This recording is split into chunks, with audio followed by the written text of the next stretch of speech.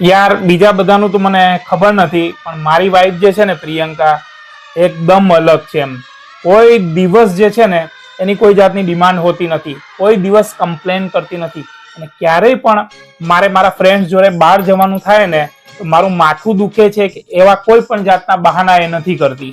અને મિત્રો એ એટલી સારી છે ને કે મારા ઉપર કોઈ દિવસ ઓર્ડર નથી કરતી, મને સ્પેસ આપે છે, અને પછી એની ફેમિલીની સામે મારી કોઈ દિવસ ખોદણી નથી કરતી. સન્ડે હોય ને તો મને પંખા લૂછવા માટે પણ નથી કહેતી. અને સૌથી મોટી વાત દોસ્તો એ છે કે એ કોઈ દિવસ મારો મોબાઈલ ચેક નથી કરતી.